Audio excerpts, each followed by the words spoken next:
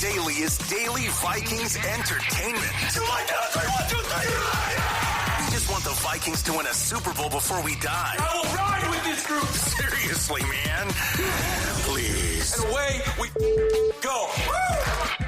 All right, Purple Daily on Draft every Monday right here on the Purple Daily YouTube channel. If you didn't see or hear on our main episode or on any Score North social channels, we finally have a location for the 2024 NFL Vikings draft party. It'll be at the Fillmore in Minneapolis, right in the North Loop there, right next to Target Field. Tickets and information coming very soon, but we will let you know. We are having a draft party. It'll be on round 1 for Thursday night at the Fillmore in Minneapolis. Again, we'll have a little bit more details on tickets coming up here shortly too, but mark your calendars. I know some people have flown in from out of state for this event, so yes, we are hosting a draft party. There is ample parking options. There is a hotel option too that's attached to the Fillmore, so if you're staying from out of town, that'll be a blast. These two guys, Tyler, Miles, will also be out there. Our guy Thor will be out there. Mackie, Judd, and myself, of course, will be out there. We're super excited. We're super pumped to be doing this, so countdown's on, boys. We're like, 9 weeks away or so, give or take? 7 weeks? What's my St. Cloud math telling me here? It's February 19th. The draft is the 25th. So yeah, you got like 2 months. Like 2 months. Let's just go 2 months. Why am I incorporating weeks into this? That was my mistake. Shouldn't have even said that. That was my mistake. Well, boys, let's start here. And Miles did a film review of some running backs that we'll get into on the back end of this show. But I wanted to start here because it was a little good conversation on Twitter that I thought was worth bringing up. It's dream pick, likely pick, despised pick. Now, Miles, I know you tweeted your response to that question last week, and we'll get into that here in just a little bit. But what is 4-0 for you? I'll start with you here. What's your dream pick? What's your likely pick? And what is the despised pick that you can see happening for the Vikings in the NFL draft this year? And maybe I guess let's incorporate this as round 1, right? Like I don't need like your whole all 8 picks, but your dream pick, likely pick, despised pick when the Vikings first get on the clock in round 1. Well, my despised pick, I think everybody at this point knows that his name is Bo Nix, but I don't think he's going to go in round 1. I think the discussion around him is more of a psyop, so I'm going to kind of go more realistic. I'm going to start with the negative and then we'll build positive. I think my despised pick would be Alabama's Dallas Turner. I don't see him as this high-end pass rusher right now. I think some of it is, he played at St. Thomas Aquinas in Florida, and if you don't know the school, it is an absolute powerhouse. And then he went to play for Nick Saban in Alabama. And if you watch that game against Georgia in the SEC title game, he has this long arm where he just absolutely bullies the tackle right into Carson Beck. He's got some ability and talent. I give him a high second. I just don't see him with this next level ability to utilize power, this next level ability to maximize his athleticism, which apparently is phenomenal. And he's going to test like a freak at the combine. I haven't seen this package to tell me that this guy is a surefire first rounder. He is going to be an absolute difference maker at the next level. And if he is, I wouldn't be super surprised, but it's far from this guarantee, which is why I have him lower. I would just, considering who else could potentially be there on the board at that position, I would be very, very disappointed with the pick. I think the likely pick is going to end up being JJ McCarthy because I have him as QB4. I think when all is said and done, when everything gets leveled out, pro days, information coming from the NFL, I think he's going to be selected as QB4, whether you think he should be or not. I don't think Drake May is going to fall to 4. He was QB2 going into the year. He was QB2 coming out of the year. And then all of a sudden, the last week and a half, people are just super down on him. I don't see it. I think there are some absolute questions to ask concerning some of the underlying metrics. Every metric needs context, and you have to be able to find that context to truly answer whether that metric is good or not in terms of a singular evaluation. So my absolute dream scenario actually is Drake May. I think he's the best quarterback in this class. I think it's close between him, Daniels, and Williams, but the way he can navigate through pressure, the way he can extend plays, and one of the issues that I saw, and like, he just does not complete many passes outside of structure and in scramble drills. Well, when you watch those receivers, it's almost like they were coached to not go into scramble drill mode, where when you're a receiver and you see your quarterback bailing the pocket, you completely stop what you're doing and work back to him, try and give them an open target to throw to. It's pretty commonplace. It feels like they were coached to block. And I don't know that as 100% fact. That's what I got kind of watching film, because you didn't see guys trying to work back to him, give May a target to throw to. So it felt like that they were almost preparing for May to run, and that was the coaching point. So I'm not super concerned about it. I think he's got next level arm ability. He's got next level ability to create when he has to, and he can run the football incredibly effectively. You're not going to want to design a ton of like RPOs and runs for him, but he'll absolutely gouge you, and you can utilize some of that within how you create your structure with your playbook. So I'm incredibly high on me. He's number 2 on my board overall right now. I don't think that'll change unless I fall in love with a couple of these offensive tackles, which, let's be honest, is a very good possibility because of how good this class is. But that's kind of where I'm sitting. There's going to be very little that frustrates me unless they just completely botch quarterback. The Dallas Turner thing's interesting because we've seen him mocked a few times. I don't know if we've really gotten so deep into the woods there where, Forno, you had the hot take that'd be your despised pick, because there is going to be number 2 mock draft according to my mock draft tracker. Yeah. 23 out of 175 mocks so far this year. Because if they don't take McCarthy, and by don't take McCarthy, I would assume that he's off the board. He has already been taken. I can see a scenario, and I think my dream scenario, or my most likely scenario, I won't say dream scenario, I think the most likely scenario for me would be there's availability of edge rushers right when the Vikings are on the clock, and they trade back a couple spots. You accumulate maybe a couple extra day 2 picks, and you're still able to get a really decent edge rusher by moving back a couple spots while acquiring more capital. I know some Vikings fans are probably against the idea of Kwesi trading back from the PTSD from the first draft, but moving back a couple spots previously to gain more capital and still get a position of need, I'd be okay with that. I would think that would be my most likely scenario here. Miles, how about you, man? I think it's quarterback or edge rusher for you, right? That'd be the most likely path. What would be your most despised path? I mean, you stole my thunder there a little bit, Declan. But no, yeah, I think my dream scenario is obviously quarterback. I've said give me one of the top 4 quarterbacks. Just from a realistic standpoint, I think I think you could take Caleb Williams off the board, but of course, like if you could find a way to get him, go get him. But Drake May, JJ McCarthy, and Jane Daniels, I think any of those guys, I'm all for. I'll buy in, and I think if they identify one of those guys as their guy, I'm all in. And that's kind of where I've been at, is I kind of want to trust KOC and Kwesi to kind of like identify the quarterback they want, go get him, and like let him be the guy, because we haven't seen them have the opportunity to do it yet. So that's kind of where I'm like, I'll have confidence in whatever they choose to do there. My despised scenario, like kind of what you're saying, like my likely one is whether it's quarterback or like edge rusher. I think those are like the top 2 positions I think I could see them going after in the first round. My despised scenario is just like not identifying or addressing quarterback with one of the first 2 picks. I say first 2 because I just know how crazy things can be in the first round. You never know how things are going to fall. We don't know how if they will be or willing to go move up to go get a quarterback. So many of those factors is really hard to play. And so like I don't like to say it's quarterback or bust because you just never know how things can play out. Now, if a guy falls to them, like one of those 4 guys, and they don't take him, I'm gonna have a huge problem because. But again, if they have to take an edge rusher in round 1 and they want to move up in round 2 from round 2 to round 1 or take a guy in round 2 at quarterback, I could get on board with it because at least they're still addressing it with one of their top 2 picks, and I think that matters so much with this regime and this team and this franchise of how they move forward, because they haven't been willing to make that move the last couple of years. So you got to make the move at some point, and I think this is the perfect time to do it. It's a deep quarterback class, a lot of talent, a lot of opportunity. So I'm all on board with at least one of the first 2 picks as like kind of my like dream scenario, and my despise is to not address those positions with their like first 2 picks. If it's not quarterback early, like right away. So, I would be, you'd probably see me just complain. I don't even know if I could log on for a while if those first 2 picks are just like, not quarterback, and then especially not quarterback and or edge rusher. I feel like I just wouldn't know what to do.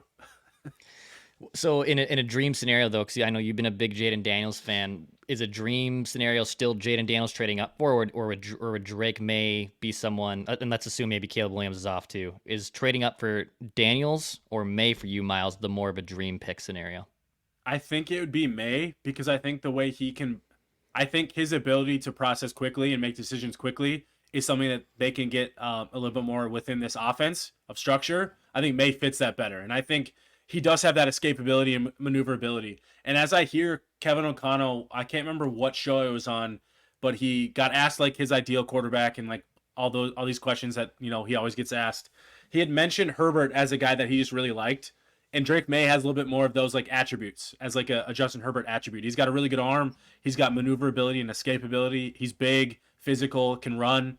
But he doesn't. I don't think he doesn't utilize his legs as something like he has to do.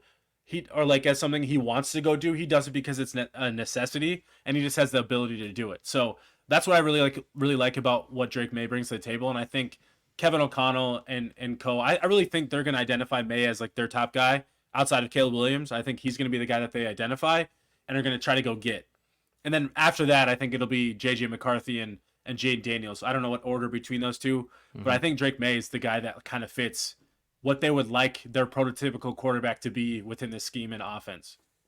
Forno, would cornerback be something that's PTSD for Vikings? If they took a cornerback, because I've seen even a couple mocks here that have had the Vikings potentially even taking a corner. I feel like fans would lose their minds if there's another corner. How would you react, though? Or how would you maybe talk them off the ledge if it was a cornerback taken in the first round by the Vikings?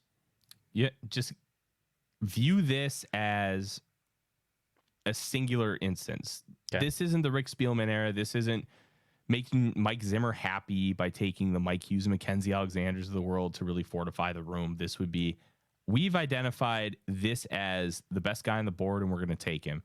And quite frankly, like, I don't think you have to add a top flight corner to this room. I think you can add a fringe starter in free agency, let him compete with the likes of Caleb Evans, Mekhi Blackman, Andrew Booth Jr. And that'll strengthen the room because you don't need an alpha in the room. You just need nobody who sucks that's going to play regularly. And like the Bengals a few years ago when they made the Super Bowl, like Eli Apple was a functional cornerback for them. He wasn't good, but outside of like a couple plays, he wasn't bad either. And you just have capable corners. It's like offensive line. You don't need anybody who's truly great. You just need to have no weaknesses. And it's kind of the same in the secondary. Now, if you have great players, it's awesome, but it's not a necessity to be successful. So if they take one, it's going to be because it's the best player on the board. Terrion Arnold from Alabama, who's my top corner. He's number 3 on my board overall. He's been mocked to the Vikings 14 times. Cooper DeJean, the Iowa corner, he's been mocked to him 11. I'm a lot lower on him than other people because I think he struggles when he's not playing in any kind of bail technique where he can crash forward. I don't see him being super successful with his back to the ball compared to like how some other corners might. So I would be kind of against him at 11. I'd be fine with Arnold, but it would just feel a little deflating considering what the quarterback class is. And if you're going to hate on it, I think that's how you do it. That's how you criticize. Mm-hmm. But if you take a Terrion Arnold at 11, in my opinion, it's not really something you can criticize unless you're directly passing on that quarterback. And then if that happens, you have to have the same conversation we had with Will Levis last year. Why did they pass on him? Why didn't they believe that he could be the franchise? And you'll have to answer more questions from there on out, especially if Kirk Cousins isn't back next year. But cornerback in a vacuum is fine. It would just feel, it's like drafting an offensive lineman. You just feel unsexy and But if the talent is there, and that's the talent on the board, it's okay. What's your guys' opinion on the S2 test? So last year, like Bryce Young aced it, CJ Stroud bombed it. And apparently, I think Dave Tepper based that reason, or at least one of the biggest reasons why he ended up taking Bryce Young over CJ Stroud. Brock Purdy a few years ago had also a very, very good score on the S2 test. He's the last pick in the draft. They've gotten rid of the Wonderlic. They've replaced it with the S2. Forno, do you still take stock in the S2 test? Like, should players just avoid it? What's your kind of opinion on this cognitive test that draft picks are somewhat required to take? Well, I think it should be noted that with the CJ Stroud leak, they didn't exactly leak the proper information. I think that was reported on by Arif Hassan. I might be paraphrasing a little bit, but what the data that we were told was not the proper data. And quite frankly, I don't know enough about the S2 cognition test and all the intricacies of it to understand how it's going to project out for football players. So I'm really indifferent on it. As far as the players are concerned, CJ Stroud is probably lucky that he didn't end up in Carolina and that he's in Houston, considering, how dysfunctional that Carolina franchise is. And I wasn't the biggest believer in Bryce Young once I dove into the all 22. Like, he's got that moxie. He's got that kind of like, I'm the guy thing. But then when he gets into poor situations, he doesn't have anything to rely on as far as like this next level trait. So like, you can process great all you want, but if somebody's in your face and it's like the Mike Tyson thing. The second somebody punches you in the face, what are you going to do?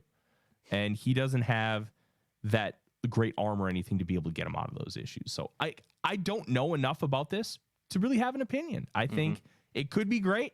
It could also mean absolutely nothing. I just am not ingrained in that world to really have a true opinion. Miles, does the whole new stock for you, where you kind of fall in line with 402 that, hey, it's a test, it's just part of the evaluations, but it should we shouldn't really take a whole lot of stock whether a guy bombs it or whether a guy aces it? I mean, it's a data point for sure, like as we all talk about, but I think I view it as like the ACT or SAT, right, in that, like, cool, it's nice to have, but like I don't think it truly dictates whether a guy like understands and knows football. I think it's an evaluation point you try to use to understand that. But I just don't think when guys are on the field and they're on the fly, they're like, this type of testing can really determine whether a guy's like going to be successful or not. I don't know the full test the way we know the Wonderlic a little bit more than what we know about the S2 test. But if they're kind of like similar in a lot of ways, then I just think it's a data point, but I don't really take a lot of stock into it because I think I was never good at like those like ACT type tests. But I felt like I was a pretty smart person overall, like, and I could like work in the business world just fine, and like it didn't like hold me back from anything. But like I just think some people are just better at those types of things than others, but it doesn't determine whether they're like good at football or whether they can process things at a high level or not. Like I was really good at recalling like plays and schemes and scripts when we ran it in football, like when I was in college. Like I got really good at that. But like sometimes like everybody's different and everybody operates and learns differently. So I just don't like using it as like a end all be all, like whether a guy should be like CJ Stroud, whether CJ Stroud should be considered a bust potential player because of it or not. I always found that. So to answer that original question, like guys probably should just avoid it. Like it doesn't seem to matter, like, or it shouldn't matter, but it's another data point that people are going to use. So if it's going to be used against you negatively and you don't like feel it's necessary, like then don't partake in it. I just don't think it should determine anything. As I don't know to speak for both of you guys, but in school, like I would much rather give a speech or presentation in front of a class than take an exam. Like I hated taking tests. Yeah, especially like standardized tests. Like the standardized testing, I couldn't. Ugh, no, the absolute worst. So yeah, I would much rather try to BS my way around a presentation than BS my way around an exam. Well, Miles, you did some deep dives on YouTube and on film reviews, I should say, this week in the running back wide receiver class. Let's start with running back here, because we've talked a little bit of wide receivers, but the running back position remains an issue, I think, for the Vikings. I don't know. We did a deep dive this too with Kevin O'Connell even when he was an OC with Washington, OC with even the Rams, and his 2-year sample size with the Vikings. His teams have had ineffective abilities at running the football. Now, is that personnel? Is that scheme? Is that blocking? There's a bunch of, it's not just a stat of, hey, they're 29th in run attempts. Well, why? Why are they, Forno always talks about context. Why are they so poor at running the football? But what running backs to you stood out? And I guess, is this a day 2 pick for the Vikings, or are you more of trying to maybe maximize this on day 3? I mean, it really will all depend on what they do with their first 2 picks, because they only have 2 top 100 picks. So I don't expect it to be one of those like day 2 picks, but they have 2 fourth round picks. So that could be one of those picks that they use. And I think this class kind of fits in that perfect, like round 3, round 4 range, where I don't see a lot of, I think that's where we're going to see a lot of the running backs go. Whereas I don't see a lot of like day 1, day 2 running backs. There may probably more end of day 2 running backs. But I think overall, I just don't think this is like a top heavy class. I think it's a pretty deep class, but not like a top heavy one. And so for me, to answer part of your questions, if you say like, I think it's all of the above for the Vikings run game issues. I think there's personnel. I think they haven't married up well their scheme versus personnel. Whereas before O'Connell got here, it was very much his own outside zone scheme, and they brought in guys to fit that scheme. And so I think that's what made it more effective than what it is now. I think they've tried to do both, be a gap and a zone team, and I think it's just been hard for them to kind of marry it all up. And then I also think they've lost talent at the position. Whether it's Alexander Madison, Dalvin Cook was pretty good last year from like a volume standpoint, but like when you look at his like yards per touch and yards per carry type, it wasn't great. A lot of boom or bust, and so I think I just think his talent was more than what we saw from Madison. I just don't think the scheme itself has really helped anything either. But then when you look at the guys I've looked at, the one thing I don't know from a Kevin O'Connell is I just don't know like what his prototypical like running back is. Mm-hmm. We've seen him have Dalvin Cook, who's an explosive, outside zone like type runner. Madison is an outside zone type runner, but he's not very explosive, but he's big. And then Ty Chandler is an explosive running back, and we know that we saw a lot of that last year. So I'm curious to I'd assume speed factors to them. I think speed is important for them. But I do wonder like what their prototypical running back is. Mm-hmm. Like I looked at guys like Blake Corum, Ray Davis, and William Shipley over the weekend. Those are the few of the guys I just like wanted to look at more. I like Blake Corum, and like I think there's a little bit more of that. Like I don't know how good of a receiver he is, but I think in like the screen game, I think he could be solid. And I think he's just a guy that's like a one-cut runner who did really well in Michigan's offense to do that. Ray Davis is a little bit more of that like smaller, explosive type. That guy that. Not Ty Chandler, because I think he's more stockier than Ty Chandler, but I think, maybe there's a little bit of some of that type of skill set. And then William Shipley's, to me, kind of like a mix of both. Like, he's bigger, he's taller, like 5'11", a little over 200 pounds, whereas the other guys are shorter.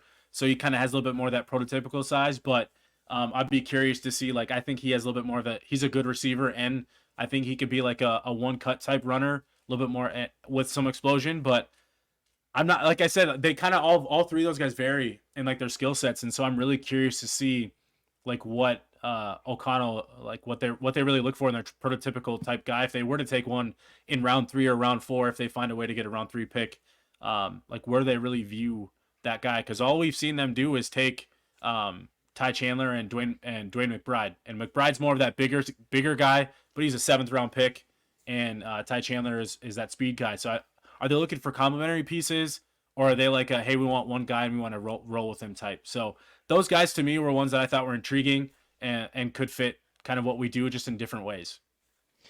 Forno, what do you think Kevin O'Connell's ideal running back looks like? I think Miles brings up a new layer of that too, where yes, we can look at the attempts, we can look at the scheme, maybe trying to marry both those together.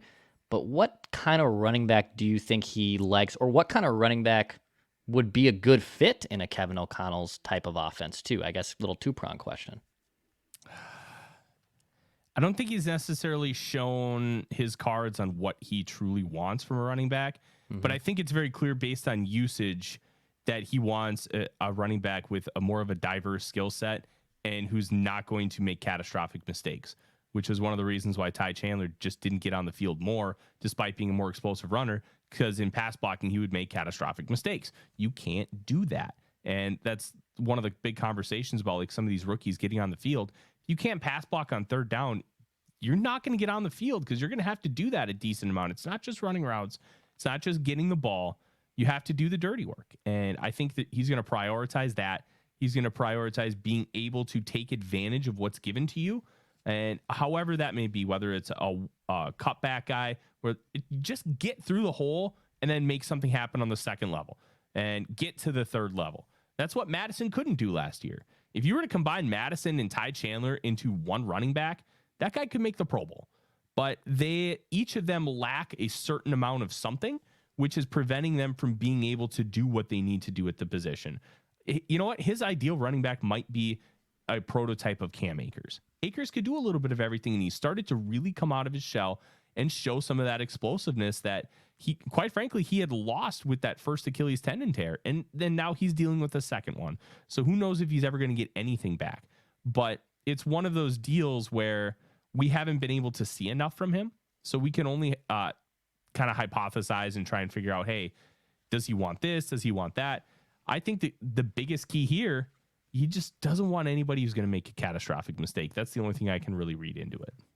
Does Tony Pollard do anything for you guys? Free agent running back, had a really good year in 2022, but then 2023 came down to earth as a everyday kind of every down running back. Tony Pollard in free agency, does that excite you at all for now, or would you kind of steer clear there?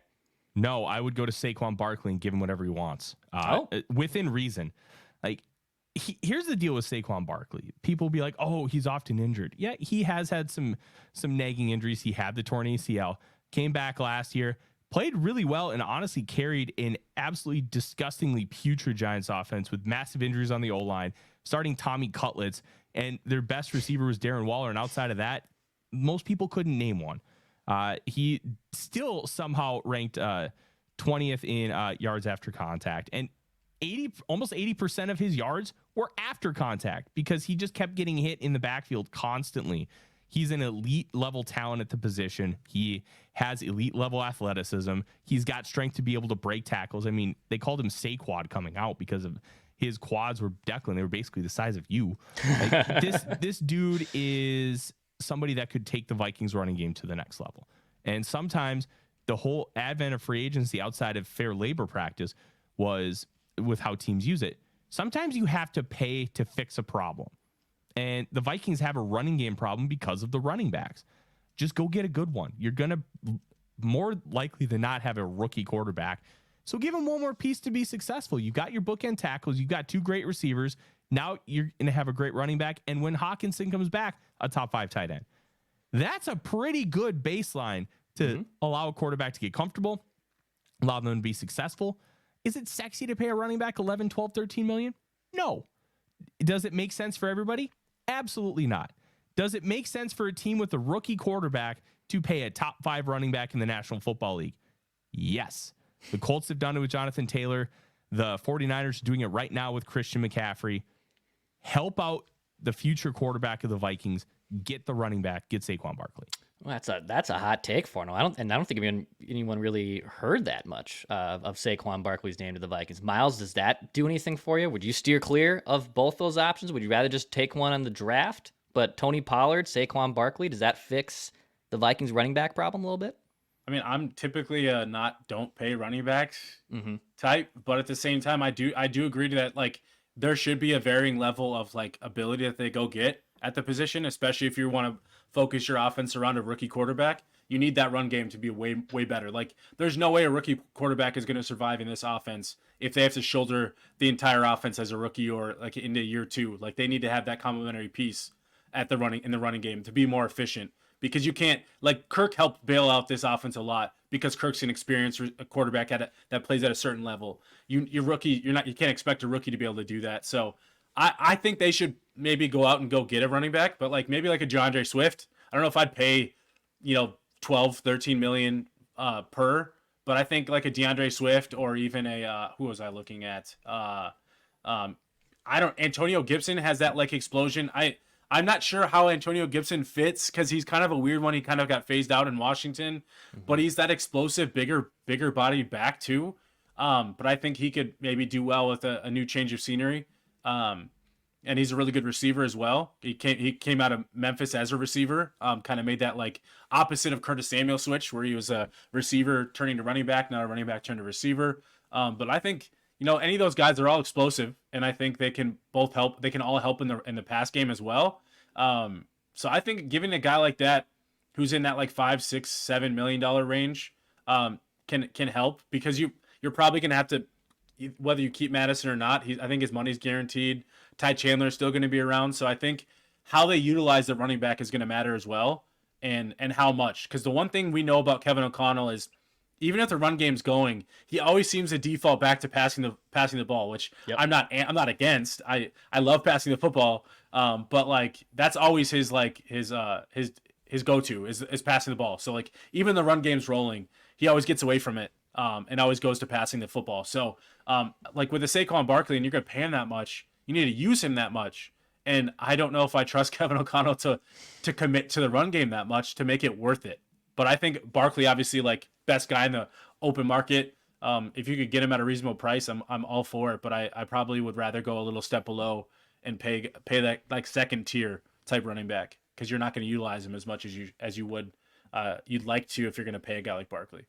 I'll say this. I think he would use a guy like Barkley a lot more because he'd be able to trust Barkley. And I think one of the main reasons why he was impatient, he couldn't trust the running backs on this team for the last 2 years. And I think it was more of a less of a not wanting to and more of, I don't trust you, so I'm going to go with the guys I trust, which was Kirk, which was Jefferson, which was Hawkinson. That's fair. So if you bring in somebody you trust, plus Barkley can do both gap and zone. So you wouldn't have to change your offense. You wouldn't have to worry about, hey, am I going to run outside zone or am I going to run duo? You can do everything. And then that opens up the playbook even more, especially in the run game. Last thing on this, because I saw our guy Daniel Jeremiah put out his top 50 prospects 1.0 for the NFL draft, and I did a quick comb through. Not a single running back in the top 50 of his prospects. Now, last year, I believe he was super high on Bijan Robinson, higher even than most people had him. And Bijan was a surefire top 5, top 10 pick. He was going to go in round 1. Top 5 but player. It feels like running back would that be completely avoided in round 1 of the draft? Would you guys be shocked if a running back even doesn't go in round 1 of the draft this year? I wouldn't be shocked if one didn't go in round 2. This running back class. That's what I'm saying. Yeah. I'm very high on Bucky Irving, like extremely high. But you could probably still get him in round 3, even if he's your top back. This running back class is just not great. The wide receiver class is insane. I have 20 wide receivers watched and graded. All but one finished with a 3rd round grade or better. And there just isn't a lot of great talent. NIL is going to keep running backs in school because if they come out early, it's not going to be about them necessarily getting their second contract. It's going to be about, hey, Ohio State's going to give me X amount of money to stay for my senior year. Well, if I get taken around the same spot in the NFL, that's really not going to change my future. I'm just going to take the money now. So I think you're going to start seeing that trend more often. But like NIL is changing college football. It's going to change the way the NFL draft works. 53 guys declared early this year. Like 5 years ago, it was like 130. We're seeing a shift. And I think the running back's going to hurt this year. Next year's class, absurd. It's really, really, really good. Some of the talent that's going to come out, like Travion Henderson, Quinshon Judkins, Trevor Etienne.